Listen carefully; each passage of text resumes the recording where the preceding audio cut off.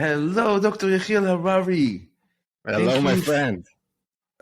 Thank you for joining me today in such a short notice. It was such a busy week. I really felt almost an urgency to call you and to talk to you about a very, I think, in-demand subject, something that everybody is struggling with to some level, to some degree. And also this week, Tanya also talks about it a lot. And I think that you are one of the most qualifying individuals in the world, probably, in Jewish psychology that can break down this subject to us and help our audience and provide maybe tools to win over this thing called sadness, depression. Now, you wrote this book. It's called "Lenatzeach Kol Rega Mechadash." It's winning every moment. We have the English version, I think. Oh yeah. This is I think one of your only books that has been translated to English. Right, winning every moment. And I actually, you gave me some copies, if you remember before, and I gave it to some friends. And the feedback on this book were amazing. It really, really is a book that turns you into a fighter, into a warrior in the war that is happening within each and every one of us, every moment. So let's just really answer one of the most critical questions about depression and sadness. Where does it come from, and how do we win it? I want, if you will allow me, to start with another question, which I think is the most important one that will help us overcome it. The first question I think that we have to face is, why do we need to overcome depression, anxiety, sadness? Why? What's the problem with sadness? It's such a natural tendency, such another natural emotion. Because what happens when sadness overcomes us, it's that you do not discover your inner attributes. You do not discover your powers. You do not fulfill what you have to do in your life in this reality. Because what happens when I'm in modern psychology, they do the separation between moods and sadness. A bit sadness, it's okay. Go to drink coffee with your friends, drink beer, and everything will disappear. But, something clinical, something very, you have to work on it and to go to therapy. But there is no such a separation. We have one soul. You neglect your soul, and you do not consume the right nutrition to yourself. You don't feed your soul with the right food that it needs. So you go from sadness to depression. And that is the why. What do I mean? If you do not take care of yourself, if you don't know why you are sad, why you are in moods, you will find yourself in short term or long term in some kind of depression. And depression, that means that your emotions got very strong. It get out of measurement, and it now controls you. What happens when you are in depression? You are being controlled by your emotion. What causes this emotion? That you thought, I wanted something in reality to happen. I wanted things to go that way, and things does not go as I wanted. What is happiness? Happiness as opposed to happiness is the state of mind. It's the mindset that everything is correct and is precise for me. And everything that happens, everything in the creation, everything in my inner world, everything that I meet, it's precise to me, even though it does not go as I wanted, as I wished from the beginning. So depression, in a way, and depression and sadness, and it's like it's a state of mind that I thought to myself, pay attention. Most of the people that are getting into depression, they are very qualified. They are very unique. They have unique set of skills. They thought to themselves that they will succeed in this life, that they will do things, that they will influence. The most important thing that somebody that is depression, that is saying to his therapist, to his rabbi, doesn't matter whom, is saying, oh, I want to influence. I want to bring something to the world, but I don't know how. Or I don't know if someone will listen to me. I have no listeners. I want to influence and nobody receives from me. And the main cause for depression is that you want to be an influencer, but there are no receivers. You think it's a very subjective thing. No, Jordan Peterson got into depression, kind of depression and anxiety after he was so successful in from 2019. He was so successful, and he found himself hospitalized in different hospitals in Europe. Why? Because it's very subjective. I thought, I want to give more. I want somebody to understand me, to understand my message, but I don't know how to convey, how to say my message, how to give it to the world. I have no clicks. That's why you started that it's a pandemic. Young people are waiting for someone to give them like on Facebook, doesn't matter, on YouTube, and when they do not get those likes, they feel they're worth nothing. I had plans, I worked, and now I worth nothing, and now I'm not influencing, and nobody wants to listen to me, and you are being controlled by others. And the result here, just to finish the idea, the result is that you do not fulfill your inner attributes. Something does not go right. Okay, I won't deliver the class. Okay, I won't do that. Okay, your podcast is not successful enough in your subjective eyes. So you said to yourself, okay, I won't upload another episode. Why? Because I'm seeing a bit of sadness, but this is very small sadness. When you go to the extreme, you feel, when somebody, you want to understand sadness and depression goes to those that say to themselves, okay, I have nothing to do in this life. I want to live. I want to be influencer. I don't want to be alone. But I feel that nobody is listening to me. Nobody wants to receive from me. And when I say I want to have friends, it means I want to influence others. So I want to accept from them that they will accept me, that they will listen to me. And he said to himself, at the extreme, he says to himself, I cannot live this life because I have no purpose, no value, I don't know what is my value. Right.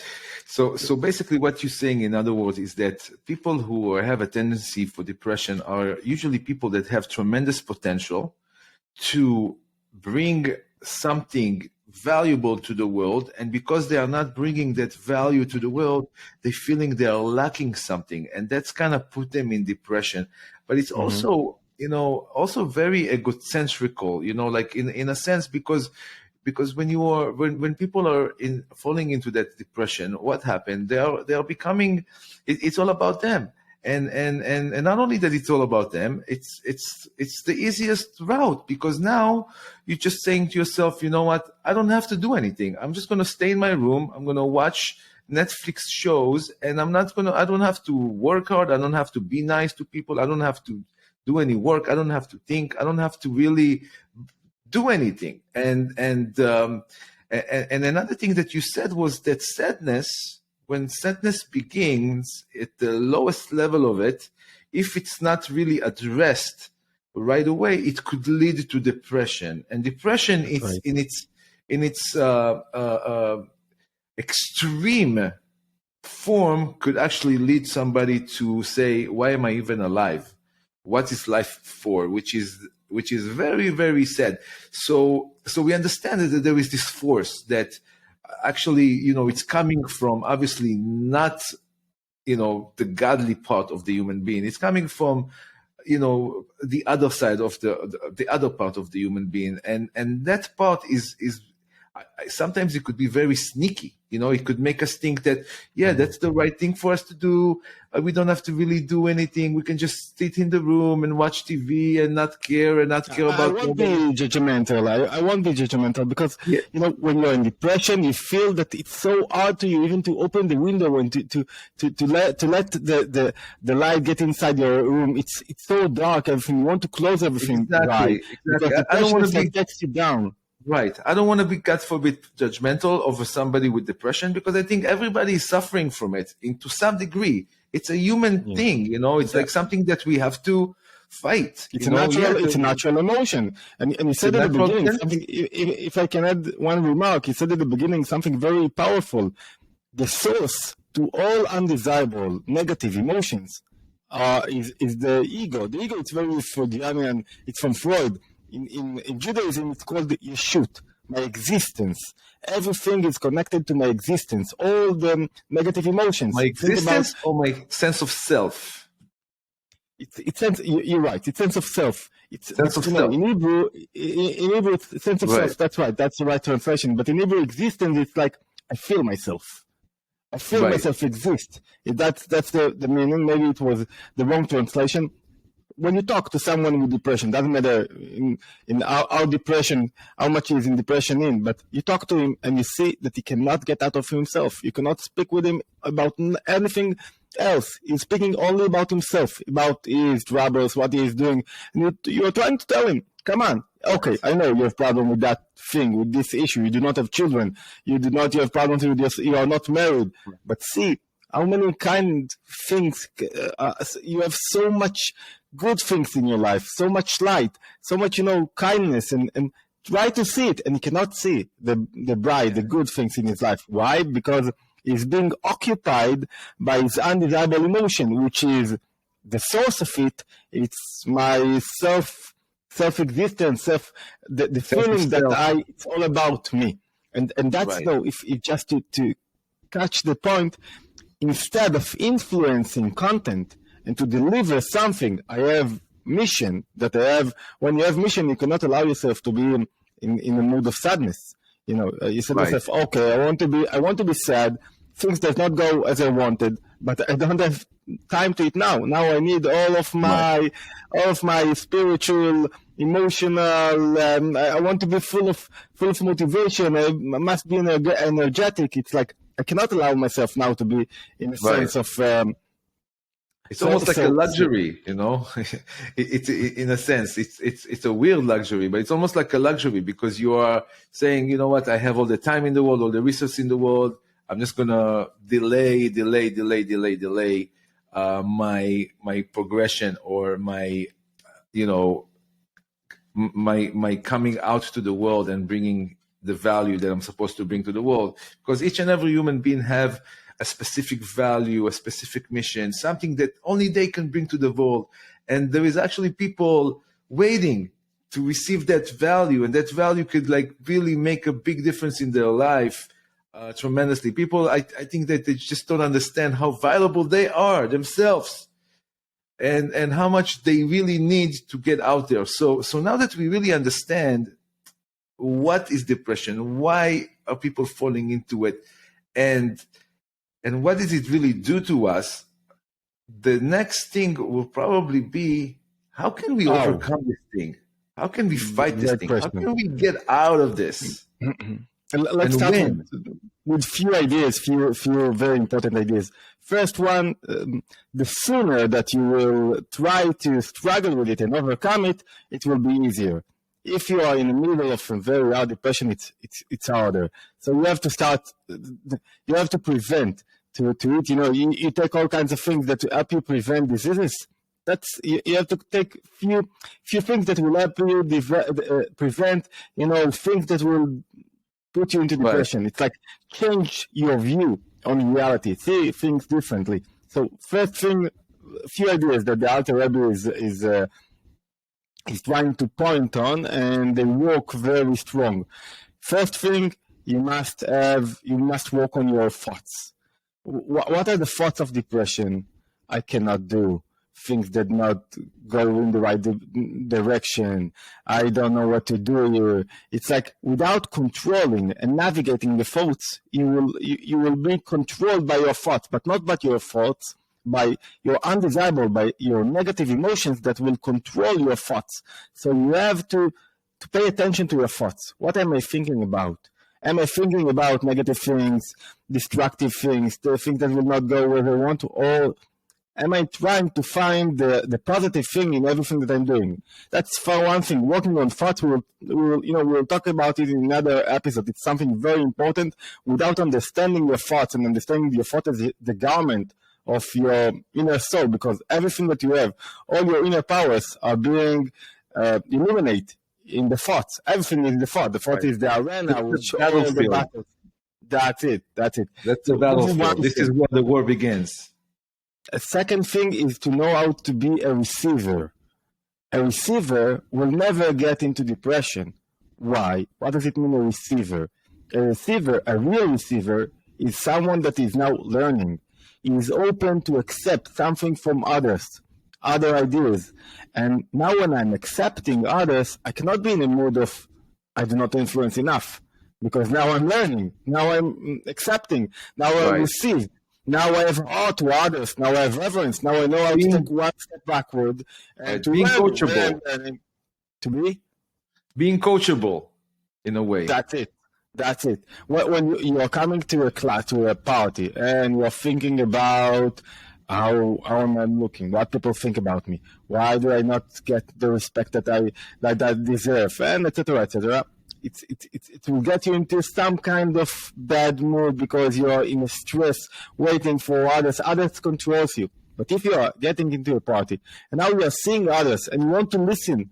Oh, Uzi, I want to hear about your life, and I want to see new friends and to have new meetings. And I'm coming in a different attitude, a different that I'm coming to learn. It helps me to put aside all the stress and sadness. That is one thing. And to be a receiver, it's a very important thing. The second thing, or the third thing, is to be an influencer.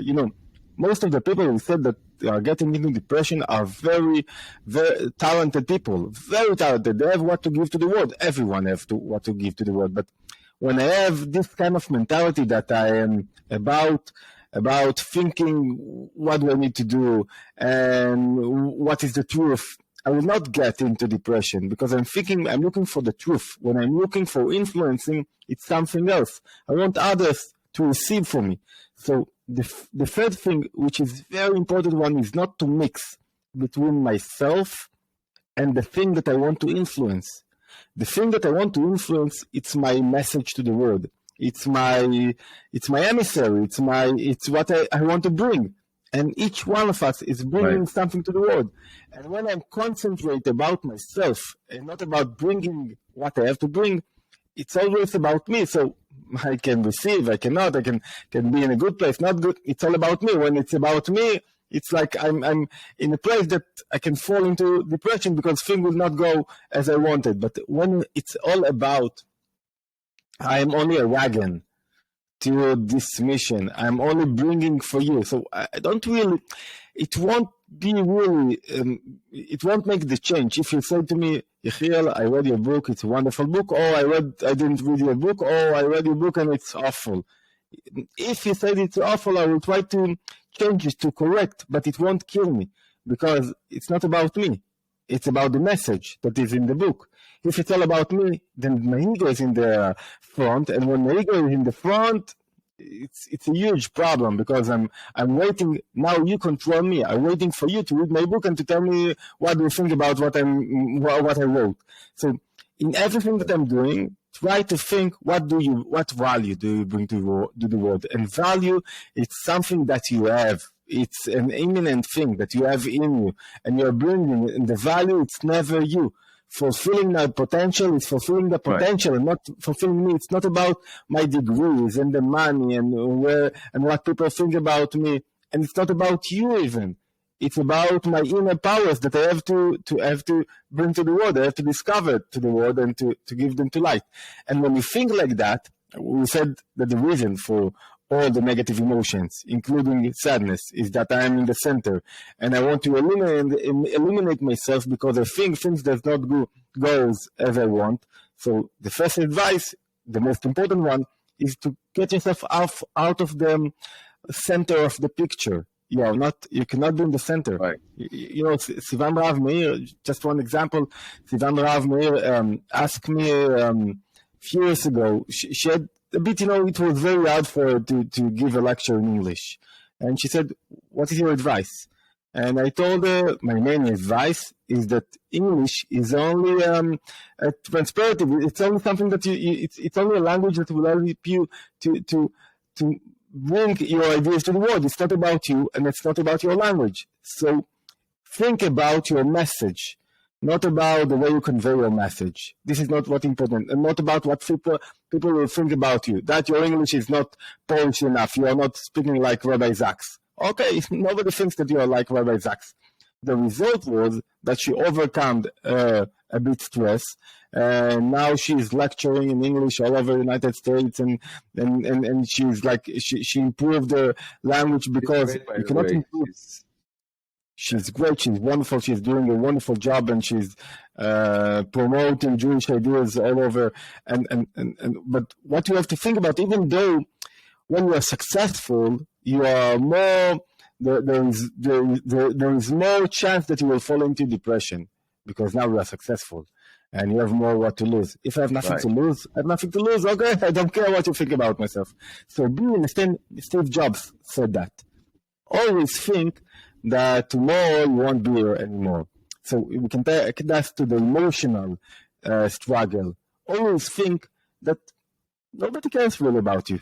You are not so important. But what you are doing, but you are sitting on something very strong. You have those ideas, and you must bring them to the world. And you don't know who will listen. And if you are saying to yourself, I don't know if I'm influencing, and I don't know if somebody will believe in me, and I don't know. If you will know, nobody will know. So you have to work on yourself. It's like a mental exercise. It's change your mindset. I'm not important. I'm nothing. But my content is everything. And doesn't matter what you bring to the world. Each one, you said at the beginning, each one of us has something to bring to the world. Absolutely. It's just, a lot of people, are probably asking themselves, I'm special. I have something to bring to the world. But you know what? I just have a job. Like I'm a social worker, I mean, I have to social worker, it's unbelievable. Yeah, I know. But some people are thinking, it's just a job to pay the bills. Some people saying, you know what, I'm an accountant. Some people saying, so the bottom line, let's help people, in maybe very few sentences to kind of pinpoint and find that special thing that they need to bring to the world. Like what is it? Is it something that I really, really love to do? It's something that I'm really good at? Is it something that I'm thinking about a lot? What it could be. Because sometimes if I'm an accountant, I can do my taxes better and be nicer to my client. But at the end of the day, do I bring them any value that is everlasting besides, the 2021 tax year or the 2022 tax year? You know what I'm saying? So... You're bringing value. Let's take a few criteria. First one, when you find the elimination of pleasure in what you're doing. The elimination pleasure, that means that you have a kind of pleasure. Pleasure, it's not like I'm, just smiling all day long, but I say to myself, this is the right place for me. I feel that it's the right place for me. And it's not about the receiver, it's about me. When I have passion to what I'm doing. Without passion, that means you're not in the right place. So either you have to work on your passion, either you have to change what you are doing. It's like when you're in a place and you feel I'm doing only for closing the month and to earn what I need to my salary. So right. you will feel so.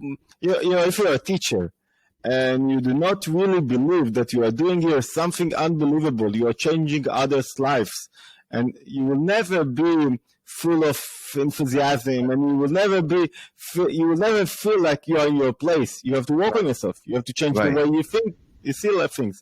Exactly. So without your own pleasure, you will not be able to find your mission, and you will not be able to overcome sadness. You can be a teacher, you can be an influencer, but you think to yourself, okay, what am I doing? Nobody is listening. Nobody. It could be 2 million people that are listening to you, but still, you think in your subjective point of view that you are not influencing enough. Exactly. So, you were talking about Jordan Peterson, which is a great example. He's just a clinical psychologist who just went out to social media and was saying, you know what, I could really influence the masses, and not every clinical psychologist will think, you know what, I can actually go and bring even more value than just the 2 or 3 or 4 appointments that I have every day. I can go out there and actually affect millions with my ideas, with what I'm thinking about. He's a wonderful example of like just an ordinary guy who just took the tools of social media that our generation have and previous generation didn't have, and was using them to really spread his word, out there. And even actually, when I'm thinking about it, you are a perfect example for that as well, because you're a writer, you are a speaker, and you can influence, the people that write your book and the people that come to your lecture. But you said you said, no, I'm going to go and I'm going to do more and I'm going to influence more. And it shows, because now, thank God, Baruch Hashem, your YouTube channel is growing and is doing fantastic, and the feedbacks are phenomenal, and the value is incredible. And me personally, very thankful and grateful for you and your content. Your content is really inspiring me on a daily basis, and it's really something that everybody could do in their own niche. In their own.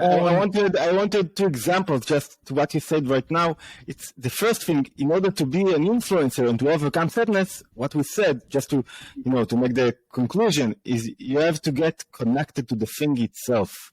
It could not be that you are checking every moment how many people gave you a like or subscribe to your channel. You can check, but this is not the point. The point is to be connected to the material itself. And when you are connected to material, it doesn't matter if you have 2 subscribers or 200 or 2,000 or 2 million, because you are doing what you have to do. And I'll give you another example of the Harari. 16th century. He talked, the Harari, what we are talking about. And he talked of Tzfat, and he talked for 2 years, only for about 10 people, 15 people. Only one wrote his ideas, Rabbi Chaim Vital, and he changed the course of Judaism. It's like he broke something to the world, unbelievable. And think about it, without mass media, without anything, everyone that learns Kabbalistic and Hasidic ideas are talking about the Harari.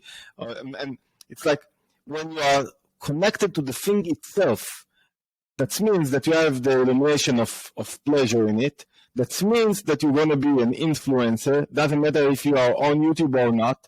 You will find your ways. And it could be, when he passed away at the age of 38. And when he passed away, he wasn't so influencer. But it took time, about 150 years, that all his writings were published and everyone knew him, and he was accepted in all Jewish community all over the world. It's something phenomenal.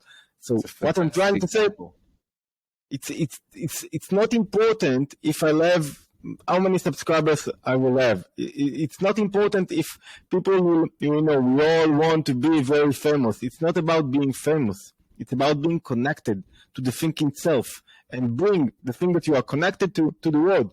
So when you are connected and you're bringing it to the world, that's the thing. That's the thing. And then if you will have, usually people that are very creative are not so successful. Why? Because the world, the market, is not ready yet for for what they are bringing to the world. The first guy that brought to Israel the electric car, he lost all his money in his company. Why? Because the Israeli market wasn't ready yet to electric cars. Now we have Tesla everywhere. So when you are creative, think about Tesla himself, Tesla the engineer. Tesla himself was so creative, but I think he died poor, very poor. He did. Why? He died poor. Why? Because when you are creative, it's the thing itself. If you succeed or not, there are so many other components to success and so many other criteria like money or other things.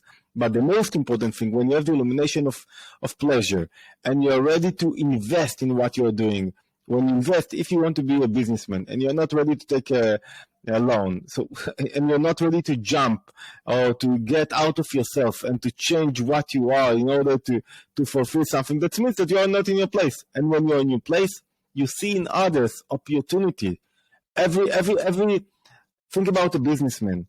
Every occasion, everything that happens, it does not ask to himself why it happens to me, why things does not go as I wanted. What he says to himself, that's what happens. Let's see how we can use it in order to succeed some more. So we started with depression and we got into success. It's like you cannot be in the middle. You have to work on it either way. Maybe one last thing. A lot of people says, okay, I want to succeed, but I have this depression, this anxiety, this sadness. Let me just overcome it and I will go back to the road. No. The thing is that when you overcome it, this is the thing. This is the most important target in life. Why? Because you learn about yourself, because you control your emotions, because in Judaism, because you put godliness in the center and not your egocentric tendency. So it's the thing itself. It's not like a disease that you have to overcome in order to get back to real life. This is real life. Overcome, winning every moment.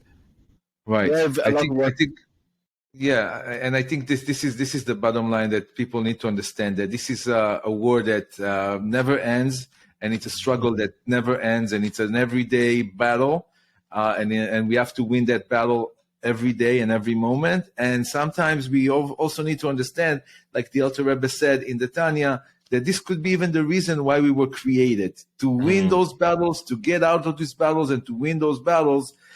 So all the blessings and all the prosperity and the abundance that could come to us from projecting the ideas that we are here to project will bring to us. We have to earn it. And this is a way for us to earn it, is to overcome this sadness, this depression, that it's right now, like you said, it's a pandemic in the world. So I can't be more grateful for this talk with you. I think we passed the 30 minutes mark. So again, Dr. Yehiel Harari, thank you so much. Maybe you want to show your book again in English for people that... Winning every moment. And invite all our listeners to subscribe to your channel, my channel, to learn and listen to other more episodes. More episodes of this amazing podcast. And please, if we would love to hear your feedback. So far, the feedbacks have been phenomenal. See you next time, guys. See you. Thank you.